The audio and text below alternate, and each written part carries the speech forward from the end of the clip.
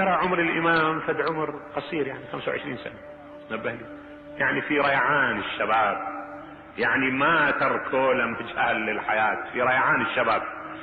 هذا عند بستان بيؤترج المعتصم اتفق وياها عن طريق اخوها جعفر، اتفق ويا جعفر قال له انت تقدر عن هالطريق هذه تغري اختك بسمه والقضاء عليه، لا سيما وهذه متوترة لانه تتصور انه يفضل عليها ضرتها، فانت اغتنم هالطريق. هاي غيرتها عن هالطريق، وفعلا ودى اناء مملوء بحامض الاترج ومختوم بختمه، بختم المعتصم.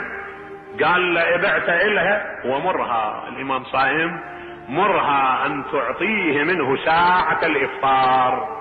فعلا وضعت منه للامام وقدمته اليه ساعة الافطار. الامام كان صائم، عنده صوم اما قضاء مندوب، المهم كان صائم. تناول الامام منه جرعة، احس بالسم يسري ببدنه، التفت اليها قال لها قتلتيني، ابتلاك الله بفقر لا ينجبر.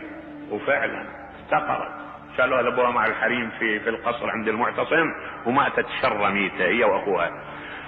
بمجرد ان حست ان الامام جرى ندمت على ذلك، لكن مع ذلك هي تركت البيت وخرجت، اغلقت باب البيت، ظل الامام وحده بالسطح لا يقوى على القيام.